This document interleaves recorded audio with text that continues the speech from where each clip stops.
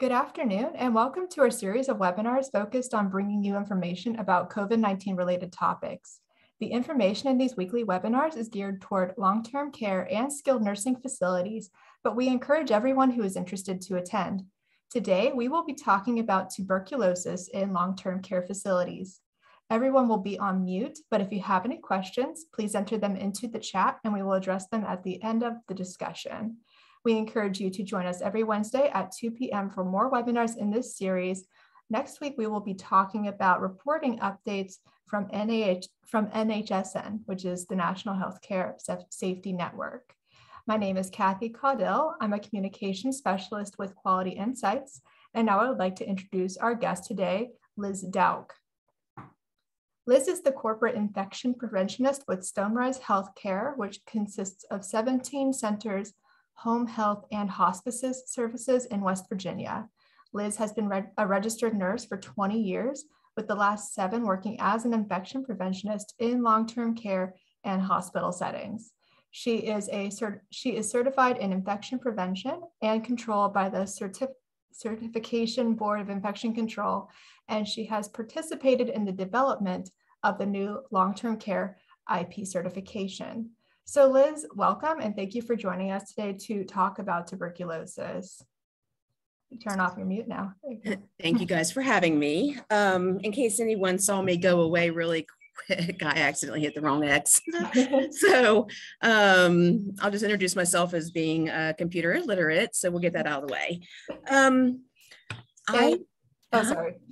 No, go ahead. I was going to say, we will be sharing a PowerPoint that Liz will be showing us. And Liz, you said that you're afraid that your battery is getting low. So worst case scenario, if your battery cuts out, I will hop in and start reading your slides and hopefully.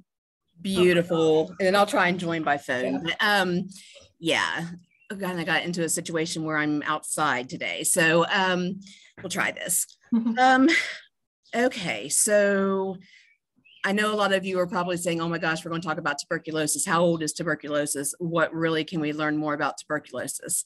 So I'm going to try and answer some of your questions today and hopefully educate you on things that you don't know about with tuberculosis. And imagine that it's going to be on the regulation side of the world instead of the actual disease. So if you want to go ahead and pull up the PowerPoint, we will get this camera off of me. Yeah, let's see if I can make this a full screen real quick.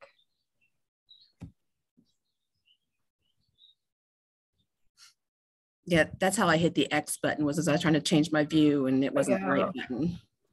Kind of click that little icon. Okay. All right, so this is just my title page, TB and long-term care, and our focus is going to be on the TB annual risk assessment. And if you'll hit the next slide, please. Always have to give the general overview. What are we talking about? And for those of you that may not know, TB, which is also known as Mycobacterium tuberculosis, is a bacteria that can cause tuberculosis or other disease infection in your body. We know it as the pulmonary disease, but it can also be in different organs in your body. There's 2 different types of TB. One is, there's 2 different types of TB. There's latent and then there's an active disease. The latent is where it lays dormant in your body and doesn't cause you any problems. Your body is able to keep it at bay, so you don't have any symptoms, you don't feel sick, it's not contagious at that point. However, if you were to start becoming immunocompromised, then it could become active. TB disease is active TB disease, and it's characterized by a bad cough that lasts 3 weeks or longer. You can have chest pain. You could cough up blood or have bloody sputum. Weakness and fatigue, weight loss, no appetite, chills, fever, sweating at night, and it is contagious. Next slide, please. So what's a presentation without statistics? So just to give you, I'm not going to read these to you. You can look at them if you wish. But my point here is tuberculosis hasn't went away. I think a lot of us think of TB as an old disease that isn't around anymore because it's not necessarily in our faces in our communities. We don't hear a lot about it. However, the CDC and the WHO and everyone is still tracking it, and they was seeing a very steady decline up until 2019 to 20, and they saw it bottom out to a certain degree. And then in 21, it came up a little bit, came back a little bit, but it's still, the decline in the case numbers, they think is totally due to people not being diagnosed or being treated for TB. They think that there's a lot of undiagnosed cases out there and that COVID has a lot to do with that. So when you think about, a lot of people are running out there with tuberculosis, and we got to think, what does that do to our population? Next slide, please. So our population risk factors are, most of our residents are over the age of 65, and that is where the highest tuberculosis rates in adults are found. It says that approximately 90% of cases among older adults are from reactivation of latent infection due to increased susceptibility or comorbidity. So like I was explaining when I was telling you what, the two types of tuberculosis are, when you have latent, you don't know you have it. You don't have any symptoms, you're not sick, you're fine. And then whenever you start becoming weakened or immunocompromised, which is what happens when we become older, it's a natural, we start having, more health problems, then the increased susceptibility and the comorbidity kicks in, and then all of a sudden the TB shows its ugly head, and we're already in a congregated setting. So therefore you have exposure throughout your facility. So what do we do to keep this from happening? How do we stay on top of it? Next slide, please. As an infection preventionist, my job, I always say, is to prevent infection. I really don't like the treatment side of it because of all the other complications that can come from it. So we want to decrease the risk of exposure to tuberculosis. So in the words of think, test, and treat is what we want to teach our staff. When you have somebody who is not improving from a respiratory infection, and, we should always have that TB in the back of our mind. When COVID came out, they told everybody that, usually you think when you hear a herd of horses come in or something, you think horses, but you should always be looking for the zebra, and with COVID. And that's kind of not as dramatic that we're thinking of tuberculosis, but it should always be lingering in our head. And then other words that we use are early detection, recognition, and treatment, which basically mean the same thing. So in long-term care, we complete an annual TB risk assessment. We screen our employees and patients that are at risk for TB, which is all of us because of the congregate setting and for being healthcare workers. And then we provide TB education for our employees, patients, and families. So if you're wondering, how do we know what we're supposed to do for tuberculosis? Next slide, please. And I really hope I remember the way of these slides. The CDC has done a wonderful thing. They put out CDC Train, which is an infection prevention training for our population. And here is actually the screenshot of the module for TB prevention. If you haven't done CDC Train, regardless if you're an infection preventionist or not, I believe you should do it. It gives you a huge insight to what an infection preventionist world is like and what they should be doing in your centers and what you should be aware of. Again, for that word of prevention. Next slide, please. At the state level, TB screening and testing is always recommended as part of a TB infection control plan. It generally is a state regulation. And I believe I was told that this is Pennsylvania and West Virginia. And so you do have a state TB control program. Generally, you'll see they say, call your local health department. And in my experience, local health department doesn't really have information on the TB program. So you'll want to go and resource your state. So if you, next slide, please. I have given you your state links to your programs here, and then what their webpage looks like. And this is Pennsylvania. Next. And they do have information on these sites that you could probably benefit from too if you were looking for stuff. And then this is West Virginia's. I do know that a lot of the tuberculosis information, the most current that you might find is 2019. A lot of it you will see from 2005 and such. So don't think, oh, there's got to be something else out here. It's not. And if you do, please send it to me. All right, next slide, please. I was going to say next link. OSHA. OSHA has their regulations in it. We have the respiratory protection programs, written standards, and the TB control plans that we have to have. That is a subject for a whole nother day or two. So, but I just wanted to make sure that I put this in here, that you're aware that there are OSHA requirements with tuberculosis that we need to be following. Next slide, please. And then, of course, there's CMS guidance. So I kind of went through and quickly just put on here a whole gob of information.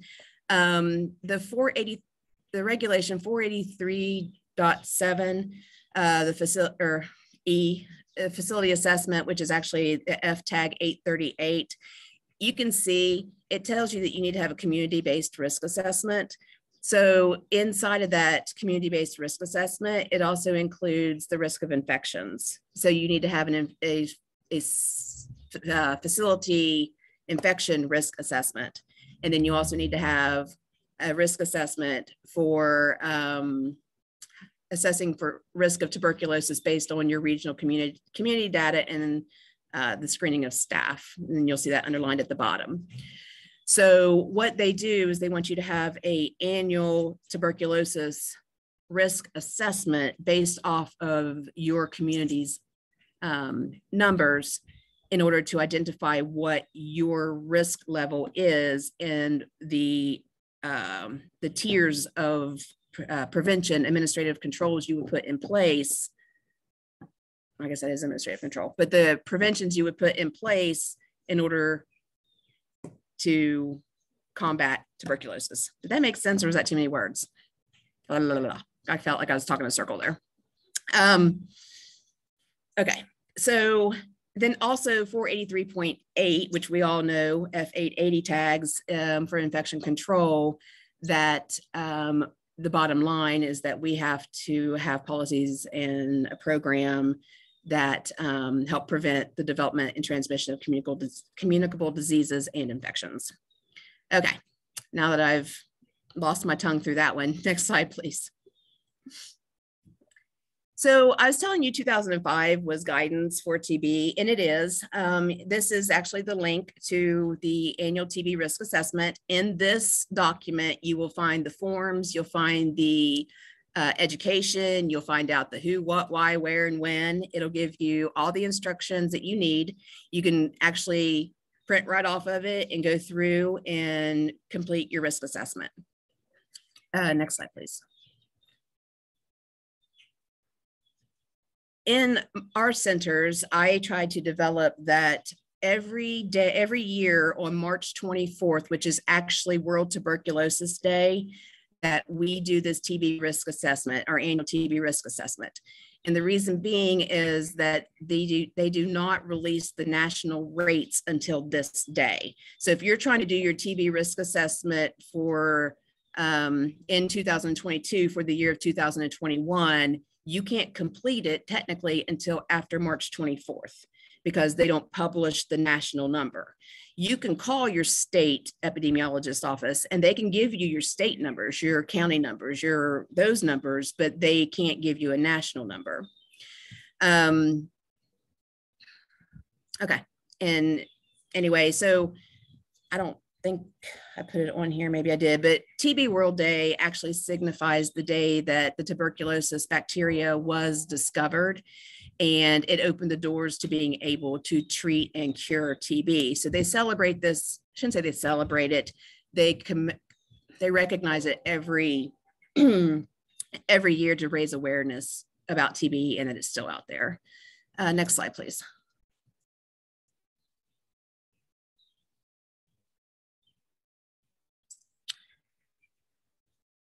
So this is a picture of the actual risk assessment.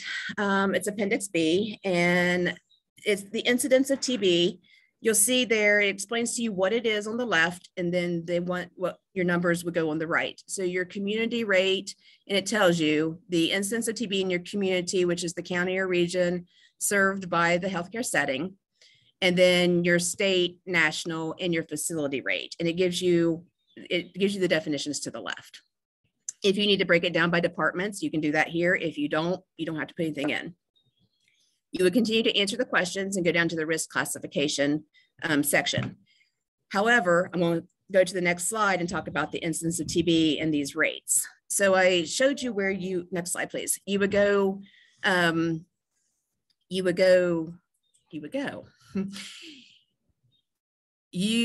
get your state numbers from your state EPI. You can run, a West Virginia or Pennsylvania statistics, but to me, it's much easier to call the state EPI of the TB program and say, do you have our numbers? They'll give them to you, and you can see here that I have West Virginia's. These were our county numbers for 2021. And then I put the national numbers on top for reference. I think I got an allergen hitting me. Excuse me. Next slide, please. This is where the 2021 national number and additional information about the 2021 tuberculosis will be found through the CDC. Next slide, please. So I went ahead and just threw some numbers together. We all like to look at numbers and rates and try to figure out what's going on. Is everyone muted? Yes, everyone's muted. All right, well then I can't ask too many questions, I guess. So I have here. Well, we do like to use the chat. So if you would like people that can enter their answers into the chat, that's possible. Okay, well, if you want to, that's fine. Does anybody see a trend? Do you see a trend in between the states and the numbers?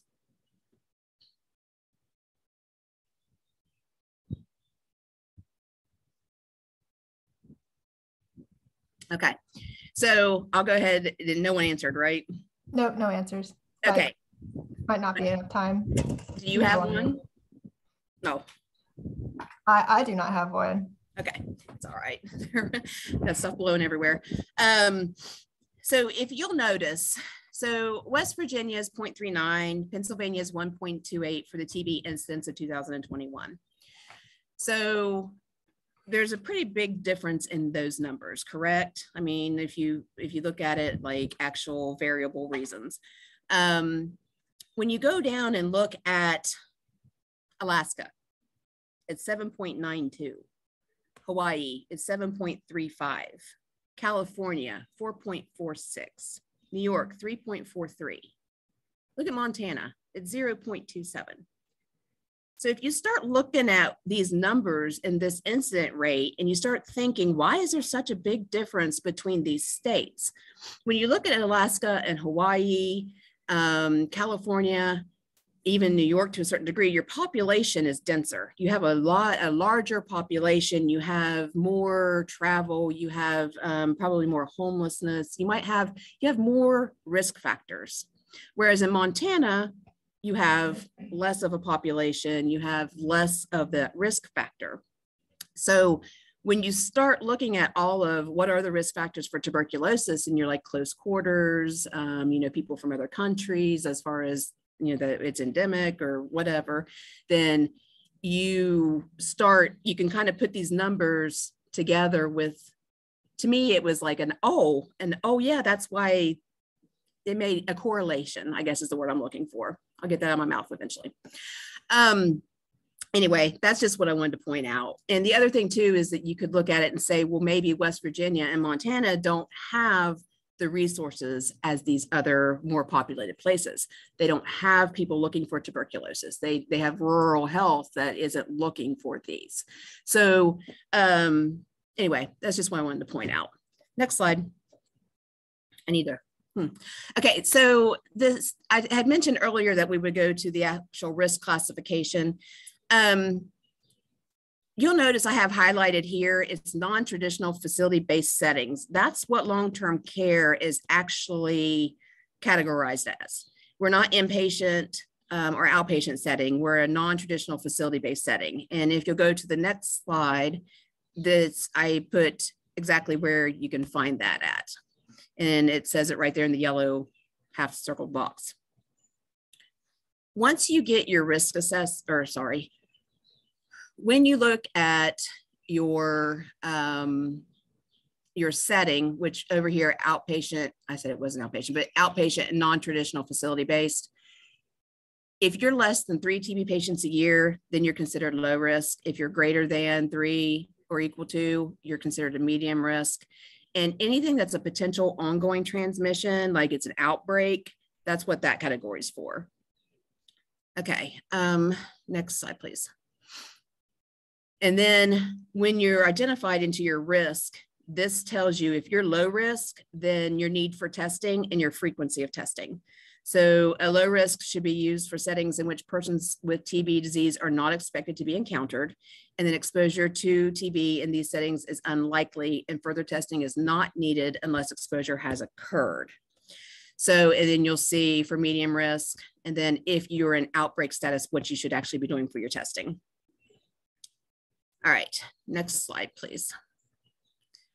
In 2019, I mentioned earlier, there was an update. And so they came out, the CDC updated the tuberculosis guidelines for healthcare personnel. Next slide, please. And this is a summary of the recommendation changes. So we now need to do an individual TB risk assessment. And I'm just going to highlight the changes here. There was no changes to the post-exposure screening and testing section. The serial screening and testing for healthcare personnel without latent TB infection, it says that it's not routinely recommended, because when I started nursing, we had to get a PPD every year, and that is no longer recommended if you're in low risk and for healthcare professionals, unless they have been exposed or have a so low risk. Okay. And then like I said, including information about TB exposure risk for all healthcare personnel for the screening and the risk assessment. Sorry, I probably just butchered that one. It's because I'm trying to hurry. Evaluation and treatment of positive test results. And the new guidance is that treatment is encouraged for all HCP with untreated LTBI unless medically contraindicated. And before it just said that referral for referral to determine if somebody needed to have treatment. So just, I think maybe, anyway, next slide, please. This is infographics from the CDC about healthcare personnel and the new changes from 2019. To get it out there that we don't have to test every year and what we do need to do. These are available online. You can print them. Next slide, please. And then this just breaks it down further. There's only 3 questions for a risk assessment. And those do include if you were in a temporary or permanent residence for greater than or equal to a month in a country with a high TB rate, if there was current or unplanned immunosuppression, and then if you've had close contact with someone who had infectious TB since the last TB test. Next slide, please. On top of, well, CDC also put out an infographic for those questionnaires. So you can print this off and use it as your risk assessment for the individual healthcare personnel. Next slide, please. This is actually mine that I developed, and you also have to do a symptom check. So you want to do a symptom screen and then a risk factor, and then you need to do a TB test for new hires or anybody who has had exposure. And then if people, of course, you would put into effect if people who had a history of a positive PPD or allergic to, or whichever. So next slide, please. That's it. I didn't do that bad. Wasn't as long as I thought it was going to be. I guess the chat for questions, or you do that? Yep, I'll kick this off. So at this time, we're going to move on to the Q&A portion of this meeting. If you have any questions, you can please enter them into the chat or the Q&A box. You can see that I have entered my email into the chat, so that's the space where you can drop in your questions. While we're waiting, I'd like to again remind everyone that our webinar next week will be on NHSN reporting updates. So that will be the same time next week, Wednesday at 2 p.m. And we also host office hours live chats twice a week where you can drop in and get one-on-one advice for your facility from one of our quality improvement specialists. And those are every Tuesday at 8 a.m. and every Thursday at 2 p.m. You can find the links to those live chats and our webinars in the newsletter we send out each Friday called the Last Minute Lowdown. If you would like to receive that newsletter but don't think you're on our mailing list, you can email me and I will get you on the list. And as I mentioned, my email is in the chat. And also, as I mentioned, I will also be happy to send you a recording of today's webinar if you would like a recording, or if you would like a copy of the slides, I can also send that, and then you'll have those links on hand. And now I will take a moment to look at the chat. Don't see any questions just yet, and I don't see anything in the Q&A. Might give this one more minute. What's your battery looking like? Flashing red, but if you get anything, just email it to me and I'll send you the responses. All right, that sounds good. Do you want me to share your email too? That's fine. Okay. Yeah, if you would like to contact Liz directly, you can email her at lizdauch@stonerise.com. That's liz.dauch@stonerise.com. And I don't see anything else. Oh, wait, there is a Q&A. Let's see. The chat will not open to see email. Let's see. Well, I'll read off my email in case it's not showing. My email is caudill@qualityinsights.org. That's CAUDILL@qualityinsights.org. And I should mention, a lot of our listeners come to these through the email e-blasts that we send to everybody about an hour before the webinar. And those show up as coming from my email. So you can use that email or respond to it. Oh, or, here's another thing, just enter your email into the chat or the Q&A and I will write it down and send you whatever it is that you would like to send. Although we don't have any questions showing up here. Looks like Penny responded with my email too for the person. They knew I was nervous. They weren't going to ask any questions. That's great. Another thing, I think our listeners might be able to unmute themselves if they want to unmute themselves and chime in. Oh, quit. Oh, Nancy. I might have that disabled. I'm not positive they can chime in. It's okay. Seriously, if you guys ever have any. I think we can wrap it up though. I'm not sure if they had any questions. I think they just wanted to be able to email me. So the email is there now. Penny dropped it in. And again, yes, anyone can probably find my email through the e-blast that I send out ahead of the webinar. All right, so I'll wrap this up real quick with one more thing. I wanted to say you can check out our other interviews by visiting qualityinsights.org/QIN/multimedia. You can also find our contact information there. And Liz, I would like to give a special thank you for joining us today. And I would like to thank all of our readers for joining us today. Thanks for having me. You guys have a blessed evening. I'm used to sending everything I said. I'd like to thank our listeners today. All right.